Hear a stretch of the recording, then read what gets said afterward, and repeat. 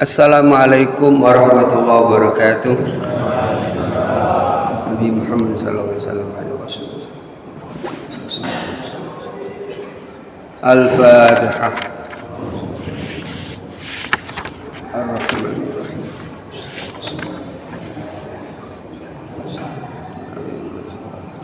Al-Fatihah.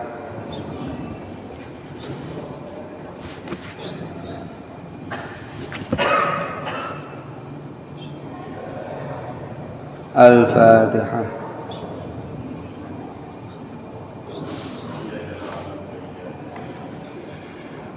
Bismillahirrahmanirrahim.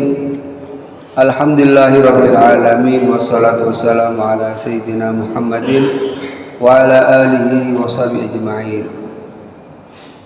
At-targhib fil istighfari wat taubah wa iyadatil marid. Anjuran untuk membaca istighfar dan untuk bertaubat dan untuk menjenguk orang yang sakit. Qala Allah Ta'ala, wastaghfirillah innallaha kana ghafurar rahima. Wastaghfirillah, dan mintalah ampun kepada Allah. Innallaha kana ghafurar rahima. Sesungguhnya Allah Ta'ala itu maha pengampun dan maha penyayang. Jadi di sini ada anjuran untuk istighfar. Ada beberapa hadis riwayat dari Bukhari, Muslim, dan yang lain-lain.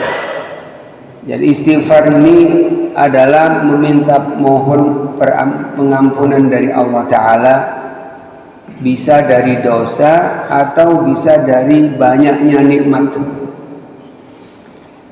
Karena banyaknya nikmat ini mestinya ada kewajiban syukur di situ.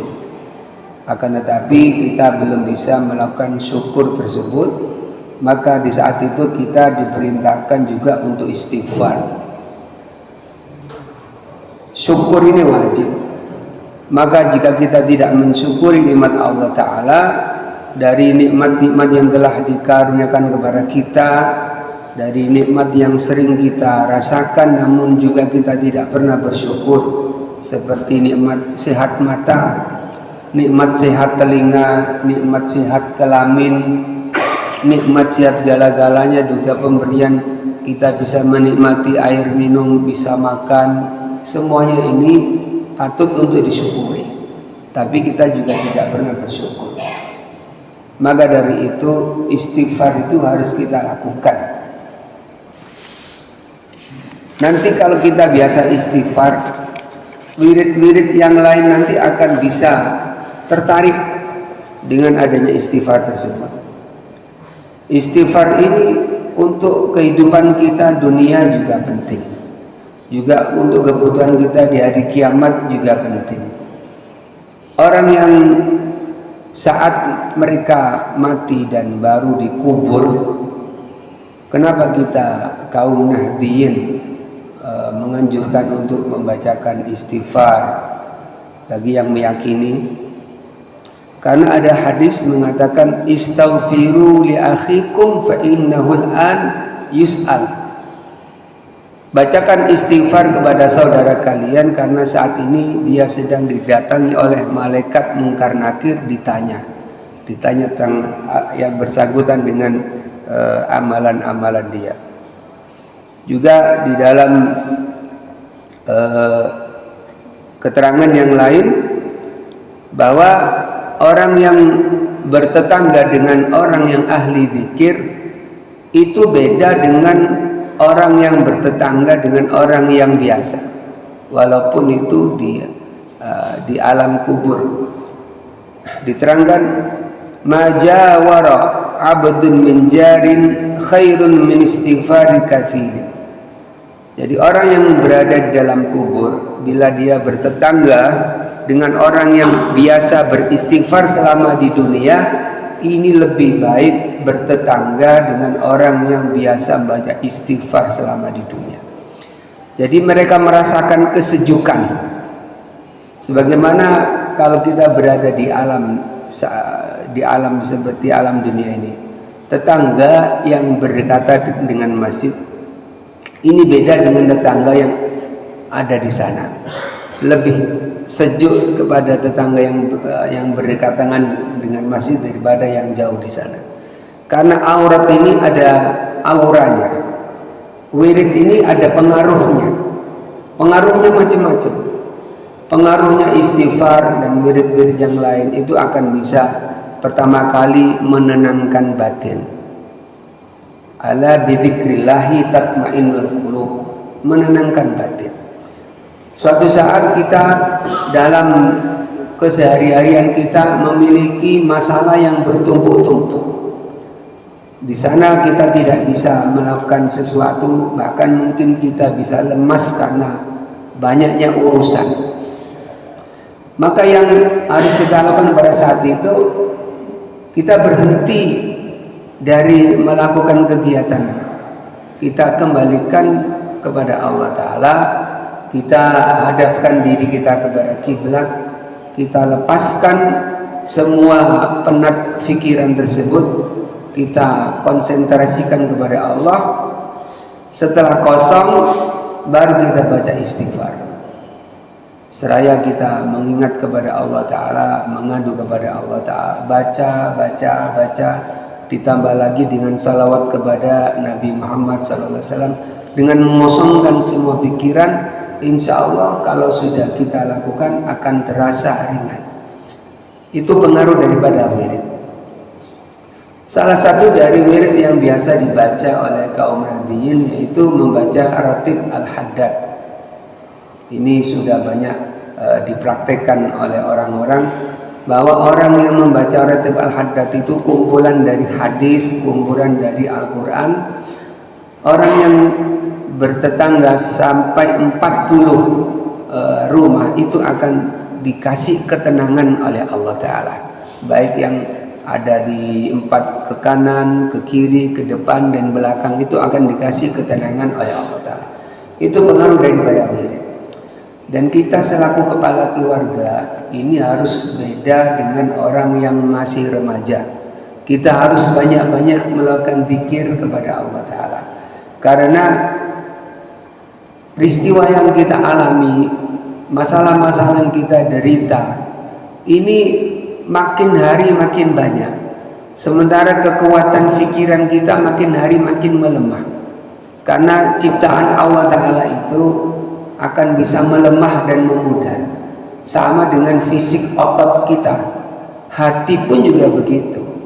Kalau kita punya otot dulunya bisa ngangkat berapa kilo, pikiran juga begitu. Kalau kita sudah umur 50 tahun ke atas dibentak orang, kita jadi takut. Kalau dulu kita umur 25 tahun dibentak orang, kita balas bentak, mungkin bisa berantem. Tapi kalau sudah umur 50 tahun ke atas, kita dibentak orang jadi takut. Kenapa takut? Memang faktor usia. Jadi maka pada saat-saat seperti itu, kita sudah tidak perlu lagi menggunakan kemampuan kita. Yang kita lakukan adalah kedekatan kita kepada Allah. Itu pengaruh daripada zikir. Dan juga kepada anak-anak kita. Kebiasaan yang kita lakukan, ibadah apapun, kalau ibadah itu kita bisa lakukan sehingga menjadi kontinu kepada kita, sehingga menjadikan darah daging kita, itu yang nanti akan mewariskan kepada anak-anak kita. Anak-anak kita itu dengan sendirinya akan melakukan amalan-amalan seperti yang dilakukan oleh kita, dengan catatan kalau kita sering melakukannya dan sampai pada derajat istiqomah. Kalau kita belum sampai pada derajat istiqomah, mungkin anak kita akan kadang melakukan dan kadang tidak. Maka kita lihat dari keturunan-keturunan kiai atau ketua-ketua agama yang dia itu istiqomah tahajud, istiqomah qiyamul lail, istiqomah dalam melakukan sedekah, itu nanti dari anak-anak dia itu mesti ada yang nurun. 1 atau 2 mesti ada yang nurun. Ada yang nurun seneng bangun malamnya, ada yang nurun seneng baca Qur'annya. Kenapa bisa demikian? Padahal tidak diajari, padahal nggak diperintah, tiba-tiba dia nurun-nurun sendiri. Lah itu pengaruh daripada kebiasaan orang tua yang kebiasaan tersebut sudah mendarah daging. Di dalam faedahnya istighfar juga, innar rajul la turfa'u darajatuhu fil jannah. Kelak di hari kiamat, orang yang sering baca istighfar itu akan diangkat derajatnya oleh Allah Ta'ala. Kemudian dia bingung, bagaimana saya mendapatkan derajat yang tertinggi seperti ini? Min aina li hada, dari mana kita punya derajat seperti ini? La yarahu fi amali, dia tidak merasa melakukan amal apapun. Fa yuqal lahu bistighfari waladika lak, itu karena istighfar anakmu padamu. Itu faedah daripada kita mengatakan Allahumma firli wali walidayya warhamhuma kama rabbayani shaghira.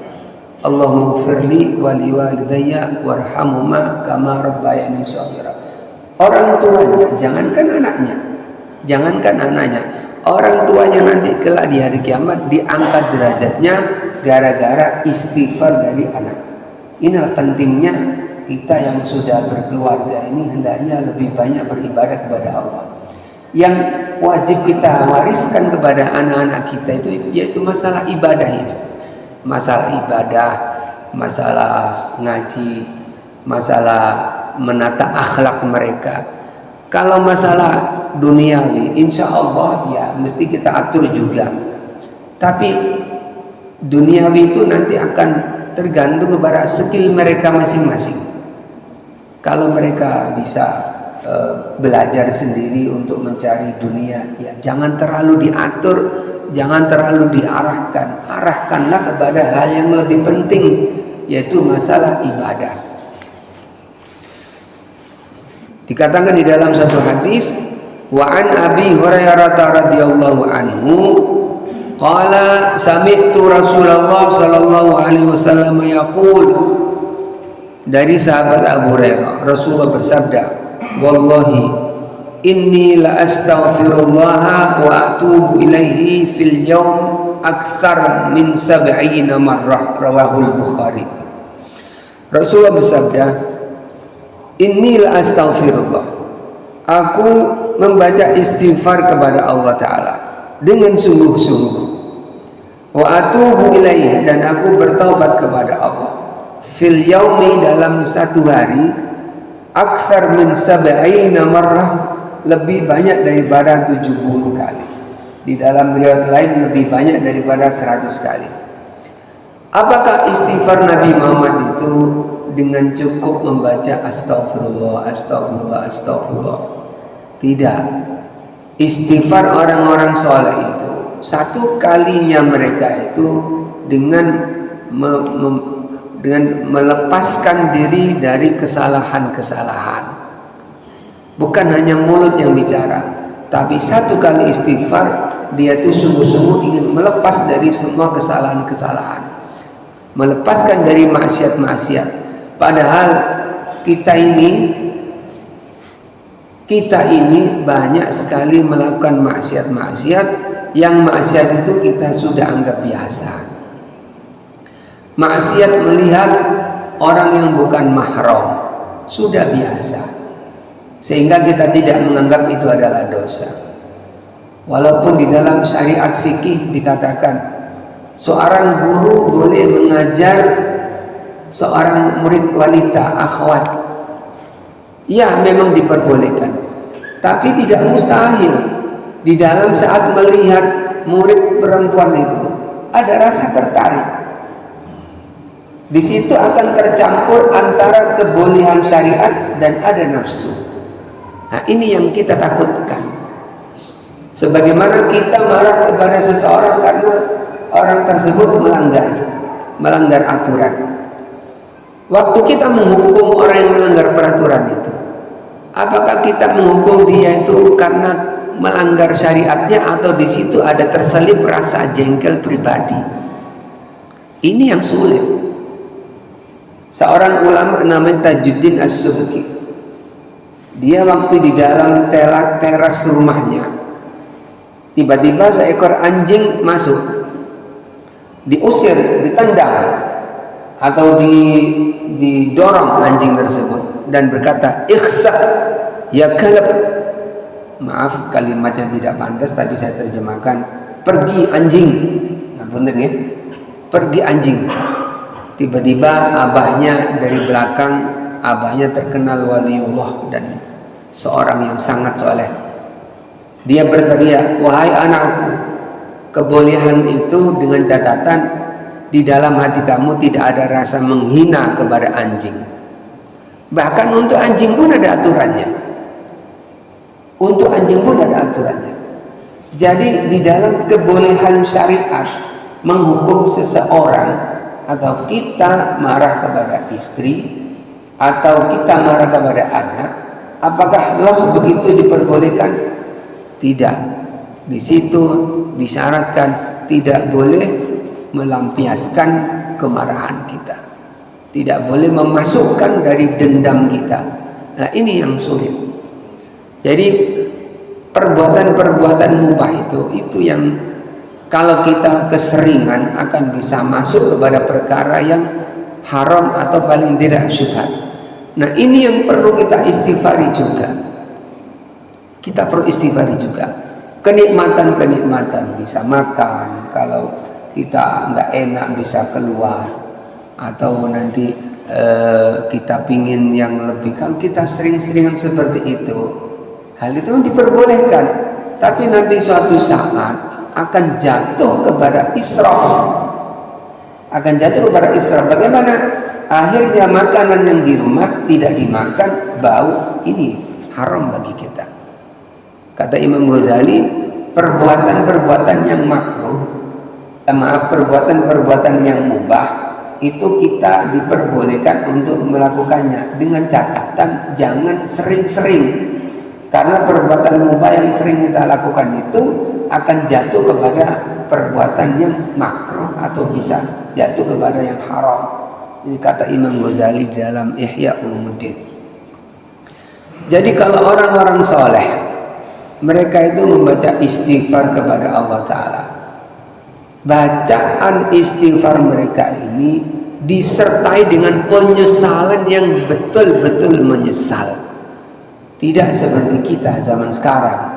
Istighfar kita ini, kita bacakan istighfar, tapi hati kita lengah daripada yang kita baca. Hati kita hanya membaca lafaz istighfar, tapi hati kita tidak melepas dari kesalahan-kesalahan tersebut. Makanya ulama-ulama itu mengatakan istighfaruna yahtaju ila istighfar. Istighfar kita ini membutuhkan kepada istighfar yang lain, karena istighfar kita ini ada bentuk kemunafikan. Waliyadzubillah. Jadi kembali kepada hadis bahwa Nabi Muhammad itu membaca istighfar satu harinya itu 70 kali. Di sini dicatatkan, wa ma kana syuhudu sallallahu alaihi wasallam fi taraqqin daimin. Ketika Nabi Muhammad itu pada setiap saatnya bisa naik derajat. Seseorang yang naik derajat itu, dia itu akan bisa membaca yang ada di bawah. Orang yang naik derajat, dia akan bisa membaca apa yang di bawah, apa saja itu, baik itu urusan dunia atau urusan akhirat. Kalau kita pernah menjadi bawahan, kemudian kita jadi bos, kita akan tahu lekuk-lekuk dari caranya naik pangkat dan seterusnya, sehingga dia bisa membimbing yang ada di bawah. Demikian juga orang yang naik peringkat di jalan Allah dari ma'rifatnya kepada Allah Ta'ala, dia itu akan bisa melihat gerak-gerik hati murid atau pengikutnya. Maka Nabi Muhammad pun juga begitu. Nabi Muhammad itu setiap saat, setiap detik itu selalu diangkat derajatnya oleh Allah Ta'ala. Maka beliau melihat kepada perbuatan beliau yang kemarin. Walaupun perbuatan yang kemarin atau yang tadi itu tidak berdosa, tapi untuk orang yang binisbah atau binisbah orang yang tinggi derajatnya, yang ada di bawah tadi itu dirasa kurang, dan yang dirasa kurang itu butuh untuk istighfar. Maka ada kaidah mengatakan dalam hikam, hasanatul abrar sayyiatul muqarrabin. Kebaikan orang yang berderajat abrar itu dianggap jelek orang yang berderajat muqarrabin. Gambarannya begini. Seorang kiai dia itu sholat duha mestinya 8 rakaat. Kok ada seorang kiai dia nggak sholat duha? Untuk ukuran orang yang bukan kiai itu biasa, karena sholat duha itu Nabi Muhammad menghukumi sunnah. Tapi apakah hukuman sunnah itu ya sunnah begitu saja untuk orang yang mengerti hukum-hukum Islam? Apakah sedemikian? Tentu tidak. Karena hukum orang yang lebih tinggi ma'rifatnya, pengetahuan tentang Islam, itu lebih disorot oleh Allah Ta'ala. Seorang yang berderajat ustadz atau pembawa ilmu agama, apakah dia boleh bercelana 3/4? Hukumnya haram? Tidak haram. Tapi pantaskah orang seperti itu melakukan tindakan-tindakan yang dilakukan oleh orang bawahan? Umpama kemana-mana dia memakai kaos atau bertuliskan dengan kaos yang tulisan yang aneh-aneh. Umpama tulisannya kata emak gue paling ganteng di kaosnya itu. Dosa nggak seperti itu? Kan dosa. Pakai celana 3/4 dosa enggak dosa, kan menutupi aurat. Tapi apakah layak orang yang punya ilmu setinggi itu melakukan tindakan seperti anak-anak remaja? Kalau untuk anak-anak remaja pantas, tapi untuk orang yang berderajat seperti itu ya sangat-sangat tidak pantas. Maka seorang yang seperti seperti orang yang berada di panjenengan ini istighfarnya harus lebih banyak, harus banyak istighfar. Sepeda motor harus istighfar. Mengistighfari dari apa? Dari kekurangan-kekurangan yang tadi ini, masalah-masalah yang barusan itu. Beda dengan yang masih muda, karena mereka masih muda itu belum mengalami tangga-tangga kepada tentang hukum-hukum. Jadi Nabi Muhammad SAW juga begitu. Nabi Muhammad itu istighfar beliau itu lebih daripada 70 kali. Karena apa? Karena derajat yang dicapai oleh Nabi Muhammad itu, begitu beliau diangkat oleh Allah Ta'ala, beliau memandang pada 5 menit yang barusan ini perlu diistighfar. Nanti naik lagi derajatnya. Setelah dia naik derajatnya 5 menit yang lalu ini perlu diistighfari, dan begitulah seterusnya. Maka ada kalimat dalam kitab hikam tadi itu, hasanatul abrar sayyiatul muqarrabin. Lam yuqayyid istighfaruhu bihaddin muayyanin wa laysa istighfaruhu sallallahu alaihi wasallam minadz dzambi. Bukanlah istighfar Nabi Muhammad itu karena sebuah kesalahan. Enggak. Nabi Muhammad tidak pernah punya salah. Nabi Muhammad itu al-insanul kamil, manusia yang sempurna. Kesempurnaan Nabi Muhammad ini tolong jangan difahami seperti kesempurnaan Tuhan. Bukan. Tuhan itu maha sempurna. Kalau Nabi Muhammad itu dikatakan sempurna, adalah sempurna untuk ukuran kemanusiaannya, karena dari segala apapun yang ada pada Nabi Muhammad itu beliau selalu terbaik. Maka dikatakan al-insanul kamil, manusia yang sempurna. Jadi Nabi Muhammad tidak pernah berdosa, li'annahu maghfurun lahu qat'an, karena Nabi Muhammad ini pasti diampuni dosanya. Wa huwa ya'lamu dzalik, dan Nabi Muhammad sadar akan hal itu. Lakinnahu ya'taqidu fi nafsihi annahu qasirun fil ubudiyyah amma yaliqu bi ibadati rabbih. Akan tetapi karena derajat Nabi Muhammad yang makin saat makin tinggi dan dia dekat kepada Allah Ta'ala dengan sedemikian dekatnya, dia merasa saya belum bisa untuk sungguh-sungguh ibadah kepada Allah. Jadi orang yang makin dekat kepada Allah Ta'ala itu, dia itu makin merasa jauh dari Allah, merasa masih belum sempurna. Maka ada hadis mengatakan, subhanaka ma'abadnaka haqqa ibadik. Ya Allah, aku ini belum betul-betul beribadah kepada Allah. Padahal ibadahnya Nabi Muhammad itu, sembayangnya beliau itu saking dari lamanya beliau berdiri, kakinya itu sampai membengkak karena banyakan berdiri. Padahal seperti itu. Dan Nabi Muhammad masih belum juga merasa bisa sempurna ibadahnya. Jadi dalam satu hadis dikatakan, subhanaka la nuhsi thana'an alaik. Ya Allah, maha suci engkau, aku belum bisa memujimu dengan sebenar-benar pujian. Kama anta athnaita ala nafsik, sebagaimana engkau memuji dirimu kepada dirimu. Wa idza kana sayyidul khalqi wa jawharatul kauni wa wasitu aqdil insani, jika Nabi Muhammad saja yang dia begitu dekatnya kepada Allah Ta'ala merasa bahwa dia itu belum betul-betul beribadah kepada Allah, apalagi kita manusia. Ya, maka kita harus, jika kita merasa tenang itu, kita merasa sudah cukup itu justru tidak cukup. Justru ketenangan itu menakutkan. Jadi kalau kita merasa alhamdulillah, mari sembahyang, mari. Setelah itu kita merasa sudah tenang-tenang, jangan merasa tenang-tenang. Kita hendaknya menambah lagi dengan wirid-wirid batin yang tidak diucapkan. Jadi kemana-mana itu selayaknya kita menyediakan tasbih digital gitu. Jadi kita waktu nyopir, kita waktu sepeda motoran, ada tasbih digital yang seperti cincin itu, kita cetek-cetek, astagfirullah subhanallah, astagfirullah subhanallah, astagfirullah subhanallah, astagfirullah subhanallah. Kita layaknya seperti itu, karena kita ini sudah usia.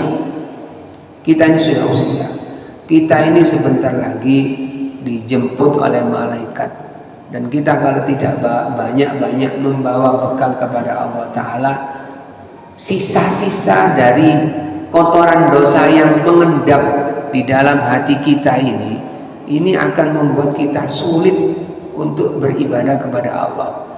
Jika sembahyang kita nggak bisa khusyuk, apakah wajar itu setiap orang sembahyang nggak khusyuk? Itu tidak wajar. Orang sembahyang nggak khusyuk itu apakah biasa? Itu tidak biasa. Itu karena bekas-bekas tadi sebelum sembahyang belum dibersihkan, lalu dia langsung sembahyang. Idealnya kalau orang mau sholat fardu itu adabnya adalah dengan sholat qobliyah dulu. Makanya sebelum sholat apapun sholatnya itu mesti ada sholat qobliyah. Apa itu? Untuk membuka. Sholat qobliyah itu untuk membuka supaya kita tidak moro-moro langsung bisa khusyuk, repot. Padahal sholat fardu kita itu yang dihitung itu ya sholat itu. Umpama kalau kita sholat fardu, tadi sholat fardu langsung, nggak sholat qobliyah. Waktu jangan sholat subuh, kita sholat duhur, langsung kita sholat duhur. Kemudian kita waktu sholat duhur itu khusyuknya cuma 5% saja. Setelah itu kita menyesal. Setelah kita menyesal, ada orang yang butuh pertolongan kita untuk bisa ditemani berjamaah. Yang dihitung oleh Allah Ta'ala itu adalah sholat yang 5% itu, bukan sholat yang kedua. Yang dianggap oleh Allah Ta'ala itu adalah sholat yang pertama. Dan kalau sholat yang pertama kita itu khusyuknya cuma 5%, yaitu rapot kita ya sholat yang 5% itu. Makanya syariat itu menganjurkan kita ojo moro-moro langsung sembahyang. Mulailah dulu dengan membersihkan kerak-kerak kotoran dunia yang tadi dari rumah, melihat apa, yang dari tadi mama itu hati bicara apa, itu dibersihkan, dimulai. Jadi istilahnya itu pemanasan dulu dengan sholat sunnah. Nanti kalau kita sudah sholat sunnah, baru nanti kita melakukan sholat fardu, nanti akan bisa khusyuk. Itu hikmahnya. Kenapa kita itu sholat sunnah dulu?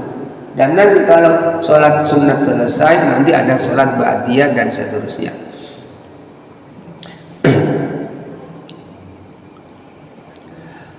Wa anhu aidan radhiyallahu anhu qala Rasulullah sallallahu alaihi wasallam. Karena gini,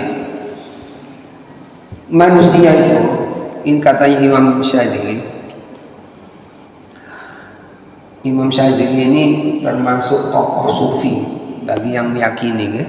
Tapi insya Allah kita meyakini bahwa Imam Syadili itu orang itu tidak terjun ke dunia sufi kecuali dia itu sudah mengerti, sudah melaut nyegoro kepada ilmu syariat. Jadi semacam Imam Al-Haddad, semacam Imam Abul Hasan Asy-Syadzili, Abdul Wahab Asy-Sya'rani, mereka yang terjun di dunia sufi tidak berarti moro-moro jadi sufi. Mereka ini adalah ulama yang mengerti banget tentang syariat. Ini saya ceritakan. Salah satu dari tokoh yang terkenal hebat namanya Imam Abul Hasan Asy-Syadzili. Kenapa beliau menjadi sufi? Beliau itu sebelum terjun ke dunia sufi ahli syariat. Paling alimnya orang di Maroko. Di Maroko itu banyak keturunan dari Al-Hasani. Lalu dia ingin belajar tentang ilmu tariqat. Berangkatlah dia ke Mesir kepada salah satu orang yang terkenal wali di sana. Setelah sampai di Mesir sana, ketemu sama sang syekh yang dituju. Sang syekh berkata, "Kau ada tujuan apa kemari?" "Saya ingin belajar ilmu tariqat, Syekh." "Dari mana rumahmu?" "Dari Maghrib, dari Maroko." "Loh, kamu ini tidak ke Walita?" "Kenapa, Syekh?" "Di situ saya punya ketua." "Di mana?" "Di tetanggamu situ. Namanya Abdul Salam Ibn Mashish. Dia itu ketua saya malah." "Oh ya, itu yang ada di sana, rumahnya ada di atas gunung." Ibn Mashish. Pulang beliau ke kampung halamannya, kemudian mencari-cari alamatnya Ibn Mashish.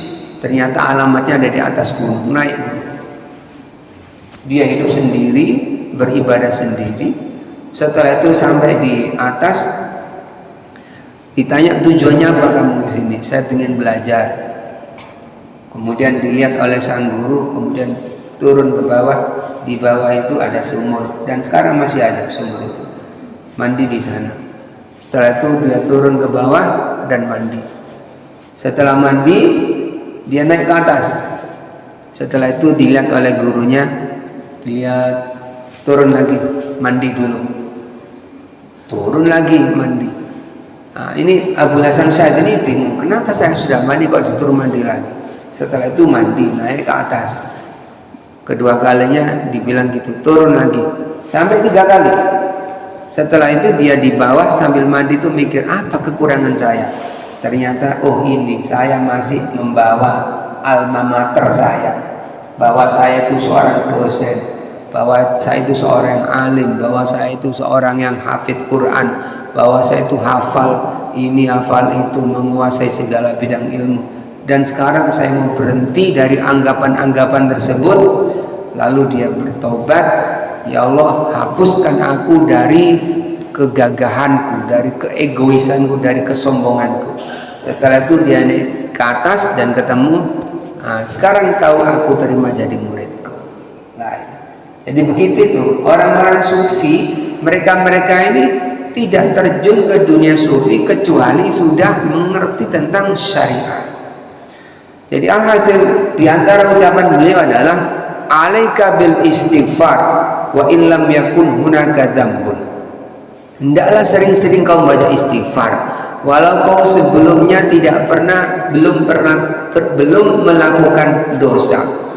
Wa'tabir bistighfarin Nabi sallallahu alaihi wasallam. Ingatlah Nabi, ambillah Nabi sebagai pelajaranmu. Ba'dal bisyarati maghfirati ma taqaddama min dhanbi wa ma ta'akhkhar. Setelah Nabi Muhammad mendapatkan peringkat mendapatkan pangkat yufar ma taqaddama min dhanbi wa ma ta'akhkhar. Apa maksud daripada yufar ma taqaddama wa ma ta'akhkhar? Ini ada sebuah hadis menceritakan Nabi Muhammad itu sholat hingga akhirnya istrinya Siti Aisyah itu sakit. Nabi Muhammad ibadahnya kok seperti itu. Kemudian Siti Aisyah bertanya, ya Rasulullah, jenengan niki pun ngoten ta ibadah sampai sak monten-monten sak rekoso nih.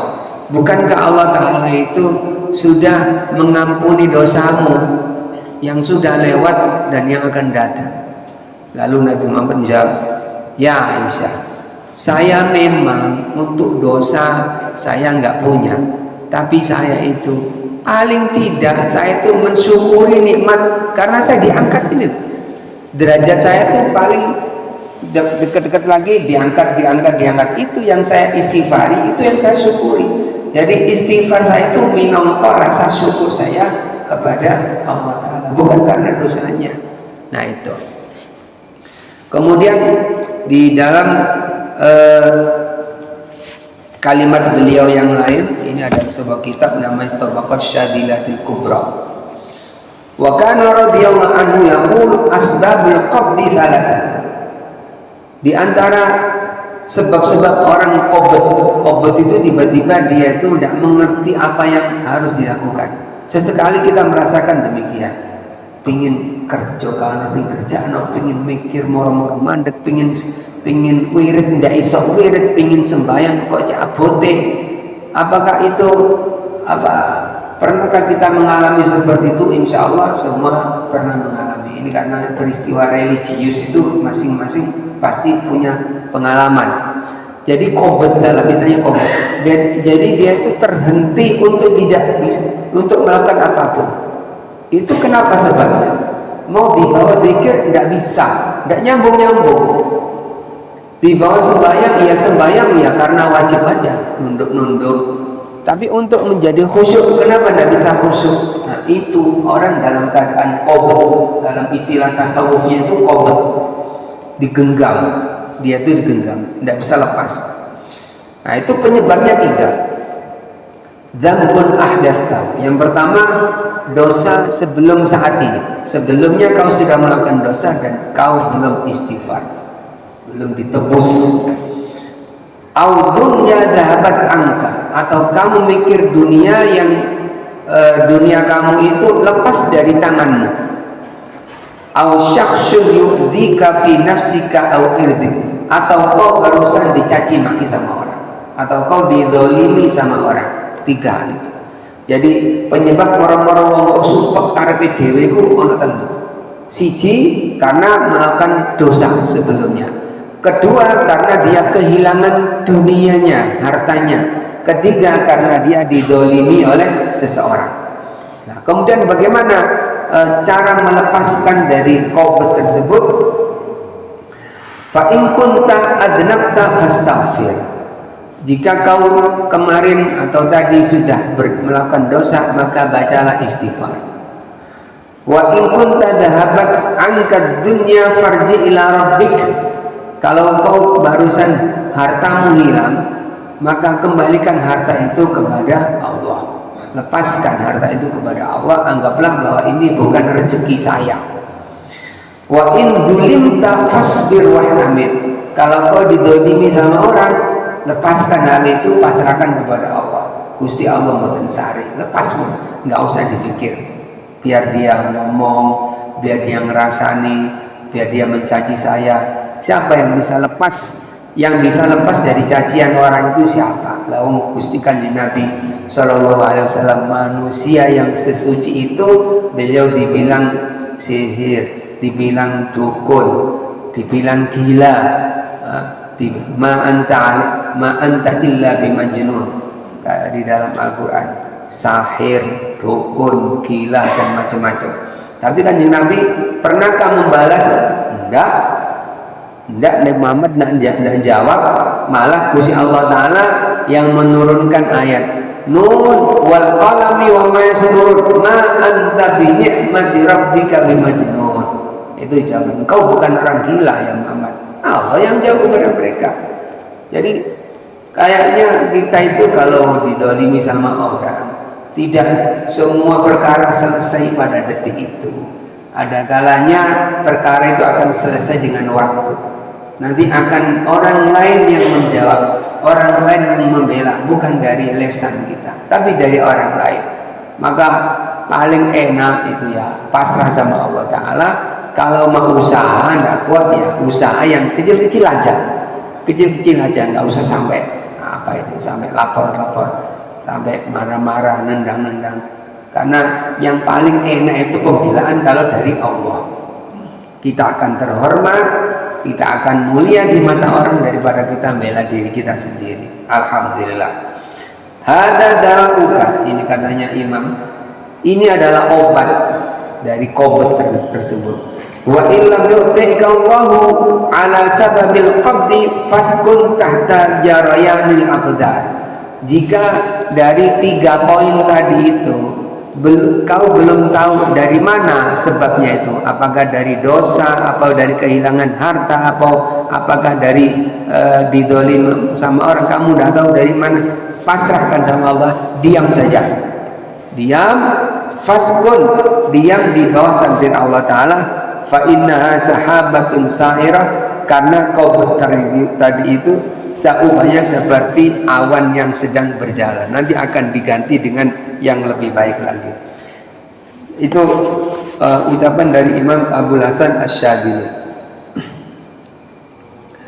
Qala Abu Musa Al-Asy'ari, ini sahabat Nabi, berkata, kana lana amanan. Dia berkata setelah Gusti Kanjeng Nabi kabundut, waktu Nabi Muhammad itu ada, kita punya 2 senjata yang bisa mengamankan kita. Yang pertama, dhahaba ahaduhuma, salah satu dari 2 senjata kita sudah meninggal, yaitu siapa? Gusti Kanjeng Nabi SAW. Karena waktu itu adalah zaman keemasan Islam. Ada apapun yang berkaitan sama musibah dari langit, atau akan ada ancaman musuh Nabi Muhammad yang berada di depan hal itu semua. Nabi Muhammad yang berada di atas itu semua. Wa ma kana Allahu yu'adzibahum wa anta fihim wa ma kana Allahu mu'adzibahum wa hum yastaghfirun. Ini yang dilakukan oleh orang-orang kafir kepada Nabi Muhammad. Kalau tidak Nabi Muhammad, mesti kampung Makkah itu sudah dihujani azab oleh Allah Ta'ala, sebagaimana yang terjadi pada umat-umat sebelumnya. Yang terjadi kepada kaumnya Nabi Nuh, Allah Ta'ala menghujani azab dengan tufan. Yang terjadi pada kaumnya Nabi Saleh, yang terjadi pada kaumnya Nabi Hud, Allah Ta'ala lantas memberikan azab kepada mereka sehingga mereka habis, tidak ada sisanya. Dan yang dilakukan orang Quraisy terhadap Nabi Muhammad lebih parah daripada yang dilakukan oleh orang-orang sebelum Nabi Muhammad. Kenapa? Karena gangguan mereka terhadap Nabi mereka tidak sampai gangguan fisik. Beda dengan yang dialami oleh Nabi Muhammad. Nabi Muhammad itu mengalami gangguan batin, gangguan fisik. Nabi Muhammad itu pernah dibacok. Tidak ada Nabi yang pernah dibacok. Nabi Muhammad itu dilempar batu sampai gigi manisnya ini patah. Nabi Muhammad itu dijungkrak pernah. Nabi Muhammad itu alhasil dibacok pernah, dicaci itu sudah biasa, disabet pedang, kemudian sampai pada batas topi bajanya Nabi Muhammad itu, helmnya itu mancep sama ini, sama pipinya Nabi Muhammad, sehingga dicabut nggak bisa, mau dikeluarkan nggak bisa lah, ini mancep ke pipinya Nabi Muhammad. Akhirnya sahabat itu bagaimana caranya untuk mengeluarkan helm baja dari kepala Nabi Muhammad SAW yang mulia. Maka salah seorang sahabat itu menggigit supaya lekukan itu rata, digigit merotol. digigit lagi merondol, digigit lagi merondol hingga akhirnya lurus dan bisa diangkat. Itu loh pengorbanan sahabat terhadap Rasulullah SAW. Rela giginya rontok demi untuk mengeluarkan topi bajanya dari Nabi Muhammad SAW. Nah, ini mereka itu orang-orang Quraisy yang mengusir Muhammad itu sudah sangat layak untuk menerima azab dari Allah Ta'ala. Tapi Allah Ta'ala melihat Nabi Muhammad. Wa ma kana Allahu liyu'adzibahum anta fihim. Dan Allah Ta'ala tidak akan menyiksa kaum Quraisy selama kau ada di situ. Karena sifat azabnya Allah Ta'ala itu al-bala idza jaa ya'um. Bala itu kalau turun akan rata, nggak pilih-pilih. Jadi Allah Ta'ala kalau ngasih musibah nggak menyelamatkan satu kemudian yang lain diselamatkan, nggak rata. Lah sedangkan di situ ada Nabi Muhammad, maka nggak jadi Allah Ta'ala ditahan sama Allah Ta'ala hingga sampai waktunya ternyata dengan kesabaran Nabi Muhammad mereka masuk Islam. Yang kedua penyebab amannya manusia adalah wabaqiyal istighfar, dan yang tersisa sampai saat ini adalah istighfar. Maka kalau kita pingin kampung kita ini aman, tentram, kita hendaknya banyak-banyak beribadah, banyak-banyak istighfar. Fa idza dhahaba halakna.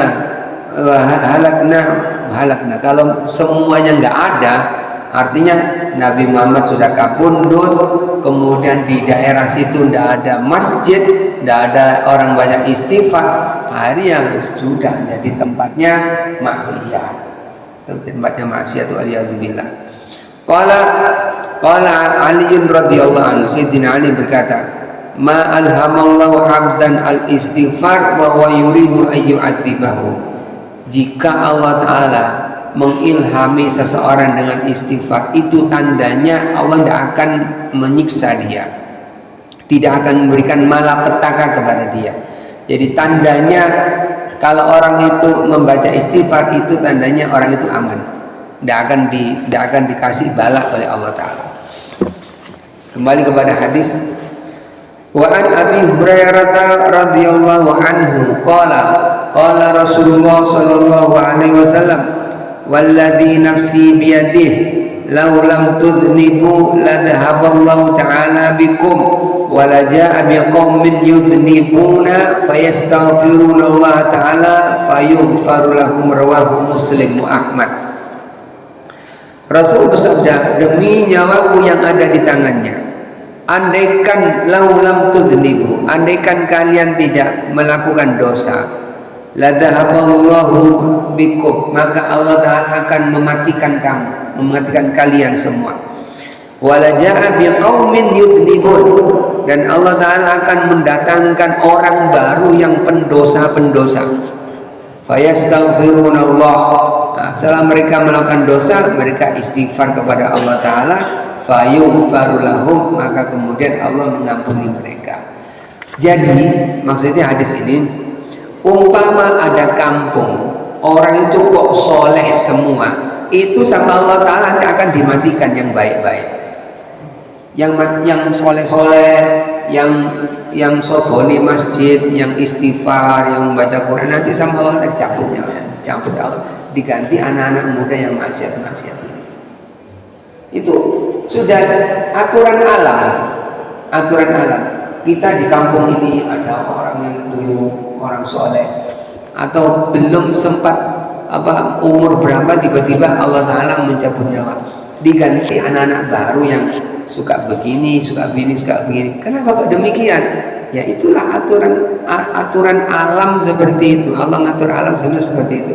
Kalau tidak gitu, tidak nampak Allah Ghafurur Rahimnya. Lo sing ape di ngepuro sopo, tidak ada. Jadi anak-anak yang seperti itu, yang pendosa-pendosa itu nanti akan istighfar, dan nanti setelah diistighfar nampaklah Ghafurur Rahimnya Allah.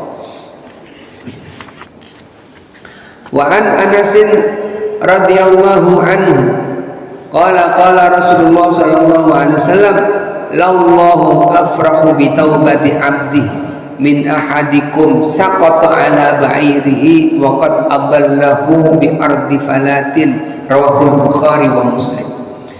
Ini diceritakan ada seorang yang berjalan di tengah-tengah padang pasir. Dia memiliki seluruh barang-barang, seluruh kehidupannya ada di onta itu. Jadi air aquanya ada di situ, dompetnya ada di situ, bekal makanannya ada di situ, pakaiannya ada di situ. Dan dia di tubuhnya tidak bawa apa-apa kecuali yang menutupi aurat saja.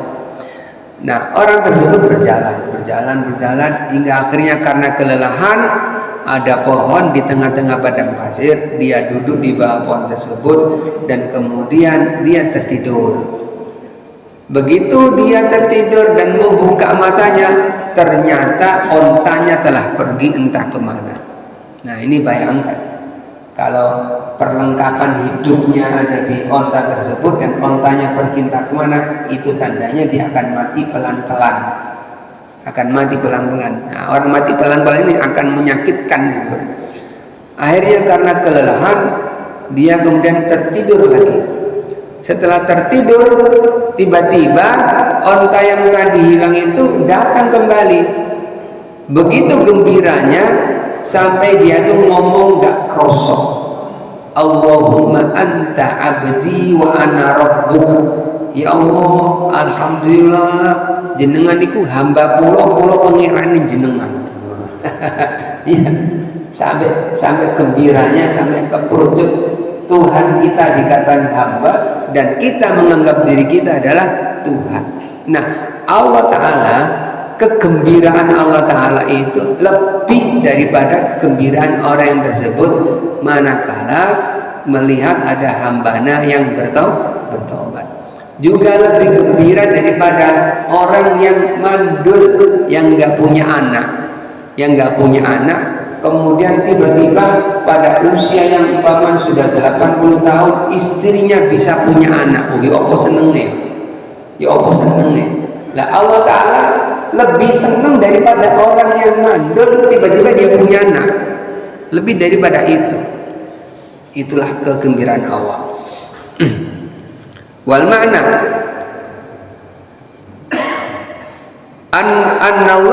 anna farhallahi ta'ala bi taubati abdil mudnib wa rujuhi. Kegembiraan Allah Ta'ala dengan taubat hambanya aqdam min farhi man kana musafiran.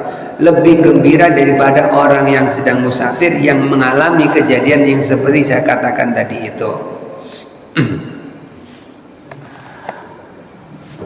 Wa 'anil Bara' bin Azib radhiyallahu anhu amarna Rasulullah sallallahu alaihi wasallam bi iyadatil marid. Ini tentang anjuran untuk menjenguk orang yang sakit. Menjenguk orang sakit ini enggak harus sama-sama muslim, tapi orang yang non muslim pun dianjurkan.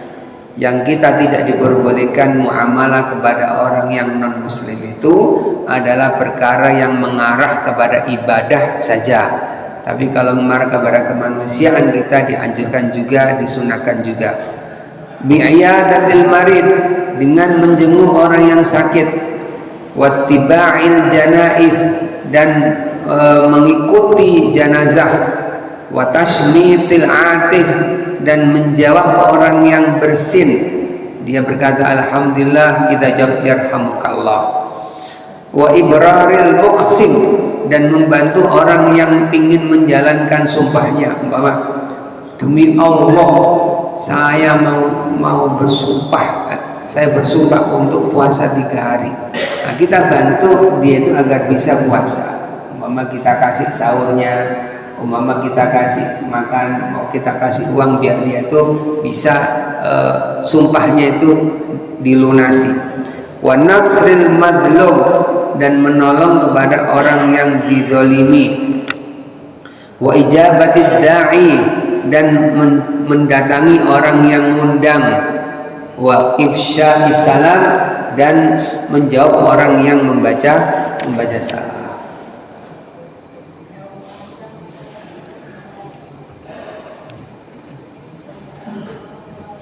Sampai jam ini.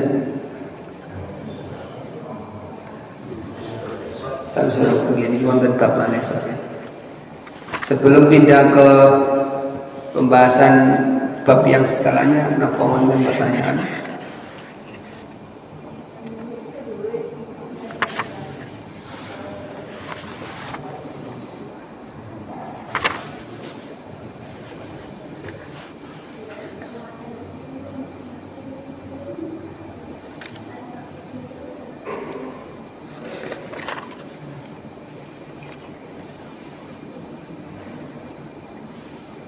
Lanjut ke bab yang setelahnya. Bab at-targhib fil khauf. Anjuran untuk merasa takut kepada Allah. War-raja, dan harap pada Allah Ta'ala. Di sini ada dua amalan batin semua. Ada yang bernama amalan khauf, takut merasa takut, jangan-jangan aku nanti berdosa, jangan-jangan aku ngambil haknya orang lain, jangan-jangan kalimatku ini menyakitkan orang lain. Itu khauf. Ada roja itu harapan dari Allah Ta'ala. Jadi mama, insya Allah, ya Allah, muka-muka insya Allah, dengan nama insya Allah nanti kalau saya sedekah, semoga Allah Ta'ala nanti di hari kiamat memaafkan saya. Insya Allah, ya Allah, ini aku pernah dolim sama orang, aku tidak ketemu lagi sama orangnya, aku mau beramal, ini ada uang, nanti semoga nanti di hari kiamat aku bisa ketemu sama dia dan bisa minta maaf sama dia. Itu roja. Nah, jadi yang dianjurkan bagi orang yang masih muda hendaknya menggunakan khauf. Jadi anak-anak muda itu kan syahwatnya tinggi, emosinya tinggi, segala-galanya masih lengkap. Jadi mau marah bisa mukul, mau nyaci bisa nyaci, mau apa yang diinginkan bisa terlaksana. Nah, pada saat itu untuk anak-anak muda yang masih sehat dianjurkan untuk melakukan khauf, jadi rasa takut. Jadi bagaimana rasa takut? Jangan-jangan ini sandalnya orang, jangan-jangan saya ngambil ini terlalu banyak, jangan-jangan kalimat saya tadi itu menyakiti orang lain, dan seperti itu khauf. Tapi bagi orang-orang yang tua-tua, yang umur-umuran sudah tidak memiliki kekuatan itu, yang didahulukan adalah husnudzon. Gampangane husnudzon kepada Allah Ta'ala. Wa an Jabir radhiyallahu anhu qala sami'tu Rasulullah sallallahu alaihi wasallam yaqul qabla mauti bi thalathati ayyam. Saya mendengar Nabi Muhammad bersabda sebelum 3 hari kematiannya, la yamutanna ahadukum illa wa yuhsin dzan billah. Jangan sampai kalian mati kecuali kalian itu sudah husnudzan dulu kepada Allah. Jangan takut nanti aku nanti disiksa. Jangan, husnudzan. Jadi kalau untuk takut itu biarkan untuk orang-orang yang muda-muda aja. Ya, orang-orang yang sudah tua-tua ini husnudzan kepada Allah Ta'ala. Illa wa yuhsin dzanna billah, rawahu Muslim. Jadi apa maksud daripada ayat tersebut? Jadi katanya husnudzan itu adalah kekuatan keyakinan kita kepada Allah Ta'ala, bahwa Allah Ta'ala itu telah berjanji di dalam Al-Quran. Apa itu? Wasari'u ila maghfiratin min rabbikum wa jannatin 'arduhas samawati wal ardu 'iddat lil muttaqin alladzina yunfiquna fis sarra'i wad dharra. Orang yang sudah bersedekah kelihatan orang dan yang sembunyi-sembunyi. Wal kadhiminal ghaidha, yang pernah menyimpan kemarahannya, wal ghaidha wal 'afina 'anil nas, dan orang yang suka maafkan. Nah, itu pahala-pahala yang sudah amalan-amalan saleh yang sudah pernah kita lakukan itu. Oh, nanti saya dapat kok sama Allah Ta'ala. Oh, nanti di kuburan saya dibantu sama malaikat. Insya Allah saya bisa jawab jawaban malaikat.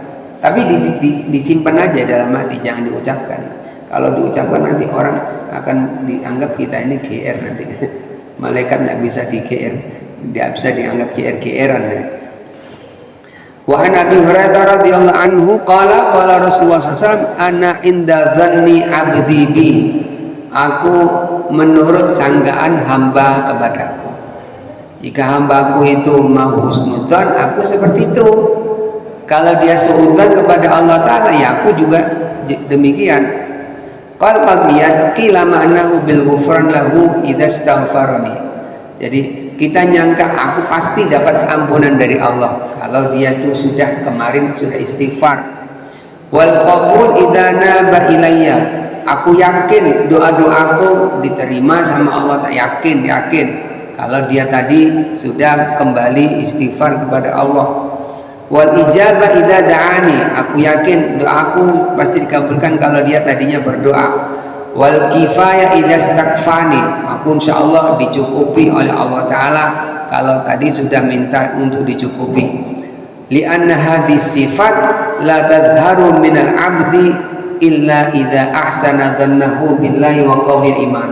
Karena rasa husnudzan ini tidak akan muncul kecuali dia sendiri yang membudidayakan husnudzan kepada Allah. Jadi husnudzan itu dilatih. Kadang kita itu takut terus sama Allah Ta'ala. Kalau takut sama Allah Ta'ala, terus husnudzan ini kapan? Jadi kita harus melatih husnudzan. InsyaAllah nanti Allah Ta'ala akan memberikan kebaikan-kebaikan kepada kita. Wa an Abi Sa'id anna Nabiyya sallallahu alaihi wasallam qala ma min muslimin yad'u bi da'watin laisa fiha ithmun. Tidak ada seorang muslim yang dia itu berdoa dan doanya itu isinya baik-baik. Jadi isinya baik-baik, tidak ada doa minta maksiat, tidak ada doa memutus hubungan keluarga, illa aqallahu biha ihda thalathin, kecuali doa itu pasti akan dikabulkan dengan salah satu dari tiga cara. Jadi kita doa baik-baik. Ya, masa sih ada orang doa jelek-jelek? Mama, apakah ada mudah-mudahan aku bisa mukul dia? Tidak mungkin kan? Tidak mungkin. Mudah-mudahan aku nanti bisa menang judi. Tidak mungkin kan? Tidak mungkin. Jadi yang kita doakan itu mesti yang baik-baik. Nah, orang yang berdoa dengan doa seperti ini akan dikabulkan oleh Allah Ta'ala dengan salah satu dari tiga hal. Satu, wa imma tu'ajjal lahu da'watuhu, ada kalanya doanya dikabulkan, minta apa dikabulkan. Wa imma ayyaddakhiraha lahu fil akhirah, ada kalanya doa itu tidak dikabulkan di dunia tapi nanti dikabulkan di alam akhirat. Wa imma ayyasrif anhu minas su' mithliha, bahkan untuk poin yang kedua ini itu yang menjadi penyesalan penduduk surga. Jadi penduduk surga itu punya penyesalan, pernah punya penyesalan karena dia itu minta sama Allah, ya Allah kabulkan, akhirnya sama Allah Ta'ala kabulkan di dunia. Sementara di tetangganya sana dia berdoa sama Allah Ta'ala nggak dikabulkan di dunia. Nah, tetangga yang nggak dikabulkan di dunia ini, nikmat yang digantikan yang lebih besar daripada yang sudah dikabulkan di dunia. Maka yang menyesal ini ya ret katanya, andai kata doa-doaku tidak dikabulkan, daripada aku dikabulkan di dunia, itu tetangga saya itu begitu dapat banyak dapat dari Allah Ta'ala. Wa imma ayyasrif an nusu' mithliha, ada kalanya Allah Ta'ala menolak bencana. Jadi umpama di saat kita sebelum berdoa ini sudah ada takdir dari Allah Ta'ala, kita akan kecelakaan, kita akan kemalingan, kita akan mengalami malapetaka lah. Nah, kemudian kita berdoa, tiba-tiba kejadian ini nggak terjadi kepada kita. Itu berkat doa kita, padahal doa kita bukan doa untuk menolak bencana, doa kita dengan sesuatu yang lain. Qalu idzan nukthir, kalau begitu lebih baik kita banyak-banyak berdoa. Qala, kemudian dia Rasul menjawab, Allahu akbar, kalau kau memperbanyak doa, Allah pun akan banyak mengabulkanmu.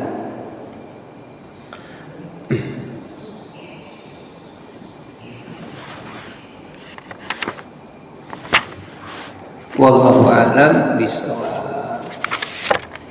Monggo menawi wonten sing tanglet.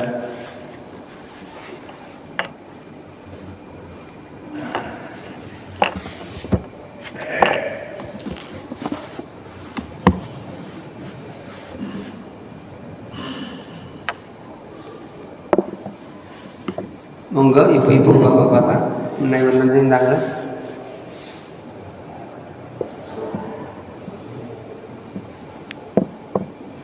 Sampun nggih.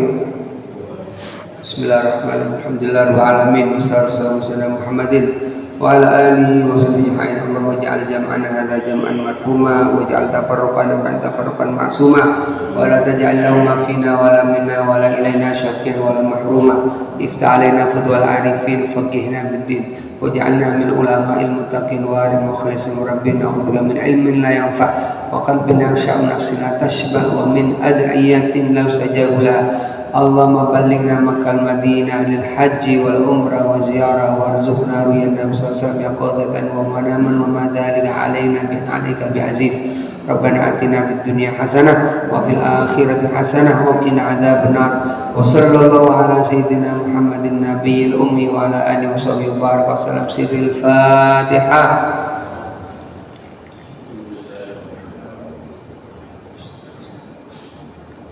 Jika ada kalimat saya menyinggung perasaan panjenengan, saya mohon maaf. Okay? Wassalamualaikum warahmatullahi wabarakatuh.